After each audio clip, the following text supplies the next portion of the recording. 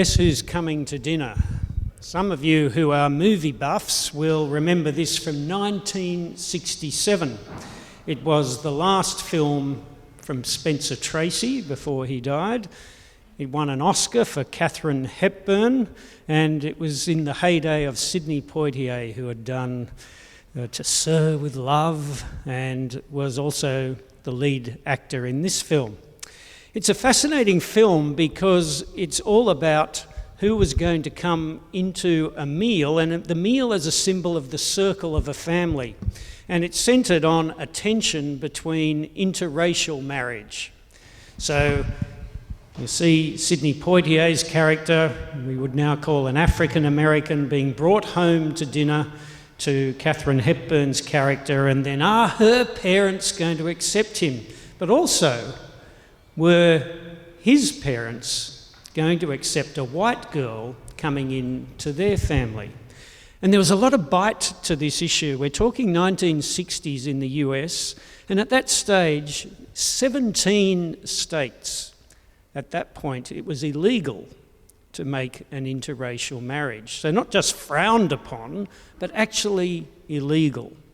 And it's a powerful challenge to think about that dinner and what it represents, because dinners have a way of capturing an element of who are you in fellowship with? Who is it that is part of your circle, if you like? And so we asked the question, as the movie did, guess who's coming to dinner? And people in Jesus' time were being challenged by this exact same question, because when they observed what was happening around them, they said, well, it's very strange who is coming to dinner in certain places, because Jesus was one who was portrayed regularly as having many meals, and in fact, with the most odd company. The people you would not expect Jesus to be having dinner with, there he was. And if you can capture some of the symbol of that, it's a beautiful picture taken from a movie. So it's a portrayal of what it might have been like, for of course we have no idea what Jesus really looked like, except that he certainly wasn't white-skinned, was he? He was Middle Eastern. But it's striking when you start reading through the Gospels, the stories, the accounts of Jesus' life, how often meals feature in them. Jesus told stories about them, about weddings, about banquets, about dinner parties. And time again, he is present at a celebration or at a meal. And our reading today from Matthew 13, he is there having dinner with a bunch of people who are called tax collectors and sinners. And it's striking the way he does that, because this was totally out of the blue when you think about who's coming to dinner.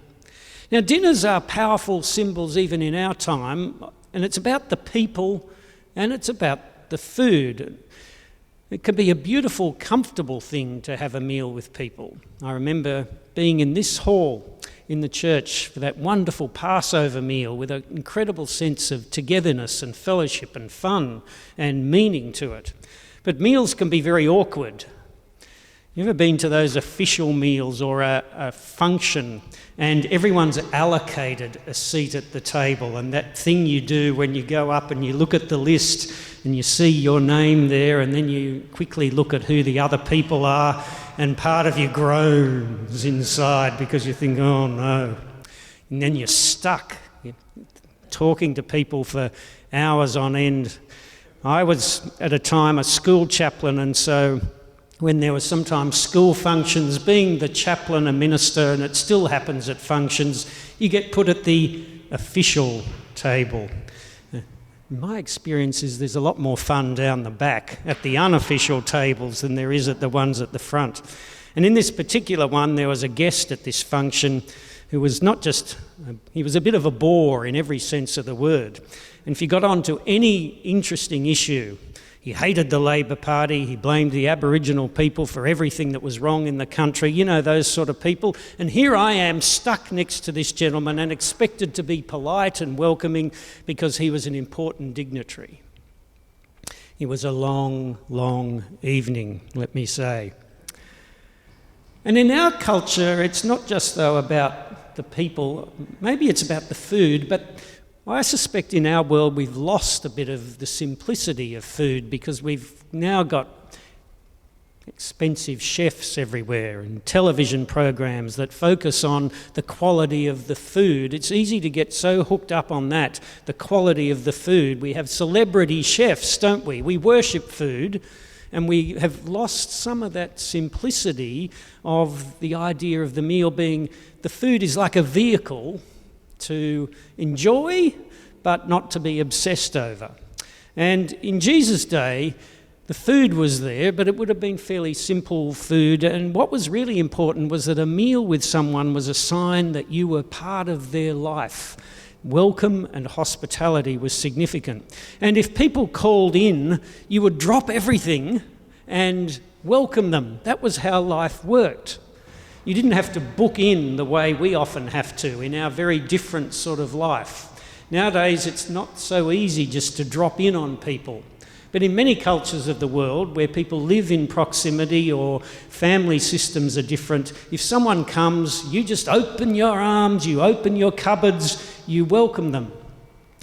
As a Westerner, it's embarrassing when you go into that culture because we're not used to it. I had a couple of trips to India visiting friends, and I remember one meal I tagged along with a lady who had been the former doctor at this hospital in an Indian city.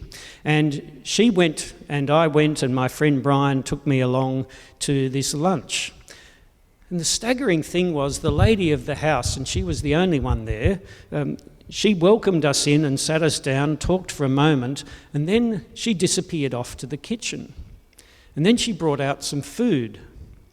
And then she disappeared to the kitchen. You see, we were the honoured guests, and her way of showing honour and hospitality was to leave us at the table with this beautiful food that kept coming, and she went back to the kitchen all the time to prepare the food, and we didn't actually talk to her. And another time, went into an Indian village, and they provided the best food they had, simple fare, and we were sat down on white chairs, very much like these, and they sat on the floor. And it was kind of confronting, but this was their way of saying, we are so honoured to have you here because we welcome you and we give you the best that we have. And it was a bit like that at these meals where Jesus hung out with people, and who was coming to dinner were the unusual people. Unusual because they were called tax collectors and sinners in our reading. And some of them were literally, like Matthew, who's called to follow Jesus, literally tax collectors. Now, what's so wrong with that, you might say? Why is it so outrageous for Jesus to have a meal with tax collectors, so much so that the religious leaders and the people who were in the powerful group in the religion of Israel look at him and say, what on earth is he doing? How dare he be eating with these people? Tax collectors are never popular. I know because for a short time I was one. When I had finished one university course and didn't quite know what I was going to do with myself, I got a job in the public service. I did the exam, and lo and behold, they just send you an invitation. Here's a job. The Australian Taxation Office. There in the Centre Point building was where I worked. I had no idea what I was doing in those first few months. I was told to ring tax agents and tell them to get their overdue tax files in.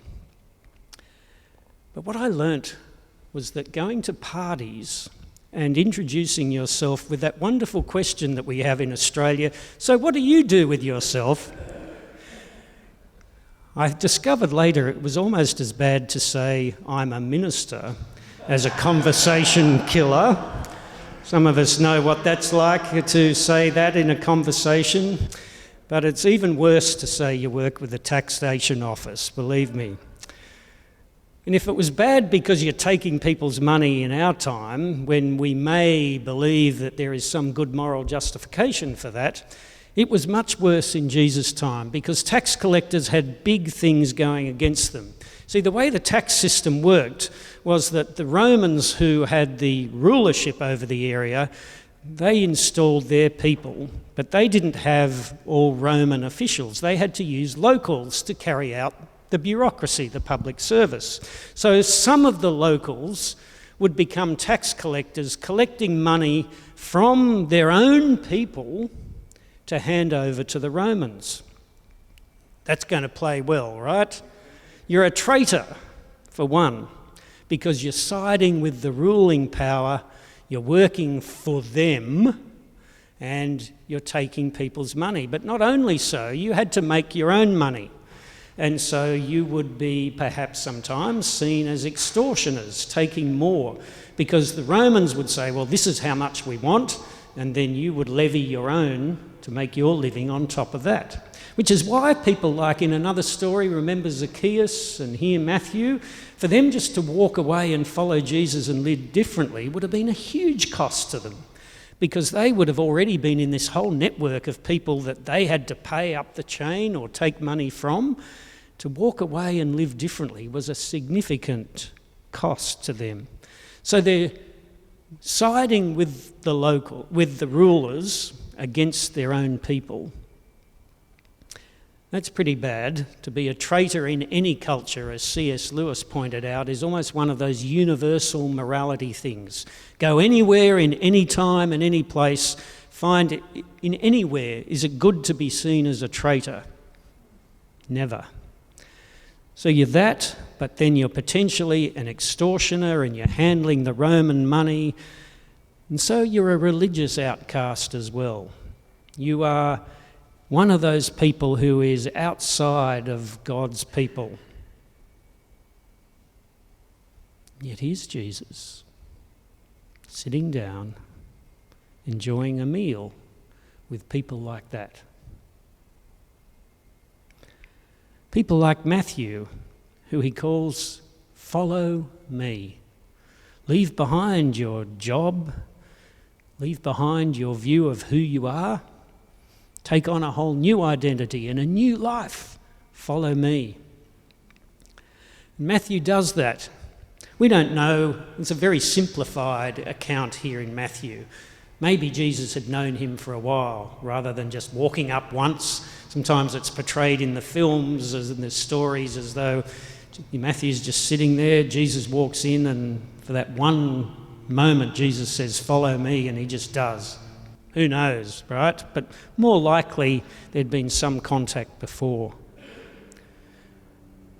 And this all then leads to a dinner at Matthew's house, when all of these questions about who is Jesus with and why, and what does it mean to be following God come to the surface. Because the religious leaders are people who are very confident in their own sense of we're doing the right thing, we're honouring God. And here is Jesus associating with these people who are traitors and extortioners and people who are on the outside, who don't belong. It's all upside down. What's happening at those dinners is that Jesus is with people in a community, and those people know that they need God's grace. They were outsiders. They were people who had been told and would have had a sense, some of them, that they didn't quite belong, that they weren't the people who were really wanted by God. And yet here they are, welcomed, loved, included, made a fuss of by Jesus. And it's actually not just that. It seems to be where he enjoys being. It's not just, I'd better do the right thing and hang out with these people. It's actually, he is at home in this sort of company. At home with people who aren't blinded by their own good efforts, who aren't full of pride in such a way that they look down on the others. No, people who are wanting to be with someone who just is and bees and reflects God's love.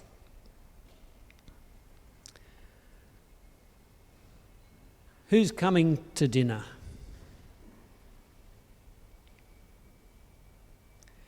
It's very easy in churches to be like those who don't welcome the others.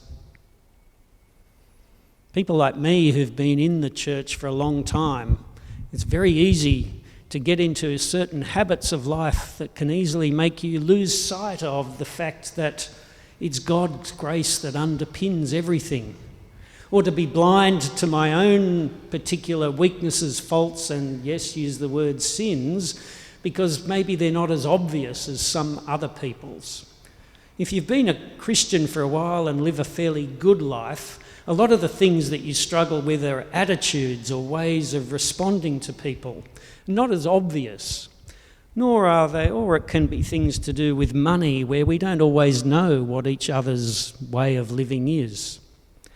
We might move on from some of those more physical temptations sometimes, but we can easily be blinded to what's happening in our mind, in our heart, in our attitudes. If we want to live in sync with Jesus' way of having dinner with the most unlikely people, there are three particular ways that we could apply that, so that our dinners will be a reflection of that upside-down way that Jesus had.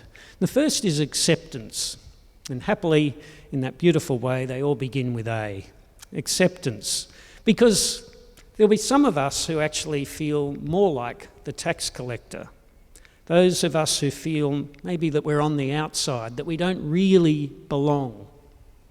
And that can be because of our social position, or it could be that we know that in our life we've always felt insignificant or unworthy, or it could be that maybe there are particular things in our life that we know that we find hard to forgive ourselves from.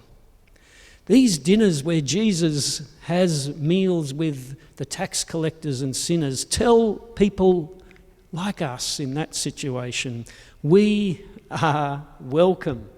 God actually wants to be with us. Then there's the attitude that leads to accepting others. There's acceptance by God, and then the attitude of accepting others. Who are the tax collectors in our lives? Who are the people that instinctively, and perhaps by our upbringing or our genetics or whatever, that we have that instant reaction to? Sometimes it's even quicker than our mental processes, where we think there's something wrong with them, or that we look to them as being the other, the person who's on the outside. It could vary. For some people it'll be a smelly street person. For others it would be a gay activist. For some of us it might be more like imagining, how could God love a Trump supporter? Or a manager of a mining company? Or a bank executive? Whatever, it could be all sorts of different ways in which we look at people and think they're not worthy of God's love for whatever reason. Jesus challenges us about that. And for those like me who could be easily drawn into being proud and looking down at those other people, knowing our own weakness, frailty and sin, being on that continued journey as our worship liturgy models to us. Why do we have confession every Sunday? To make us feel bad? No, actually it's because it's a reminder that all of us are people who rely on God's grace, and that is the underpinning of everything. We can be blind to that in ourselves sometimes, and so regular confession, but even being on that journey to know our own weaknesses, frailties and sins, the more you realise that in yourself, the more it enables you to have compassion on others. And then there's action. To literally think about how we include those who can easily be on the fringe. And they can be people who are kind of on the street, but even within every group, there are always people who are on the edge, aren't there? In a church community, in a group of friends, in a family. This challenge of Jesus having meals with people speaks to us and says, well, who are the people that you hang out with? Who are the people that I hang out with? Who do we include? Now, it can literally mean, for some of us might be in a position where we're able to literally invite people into our homes. That's not always possible, and it's not easy nowadays in our culture where we don't do that as simply. But it can mean that. But maybe it means suggesting having a coffee with someone and meeting them at a cafe, or meeting them in a park to sit with them, to spend time, to have that awareness of who's there and who might be on the edge. That's the heart of Jesus. For right back from the beginning, God, as the community of love, the Trinity, creates a world and looks to include that world within God's self.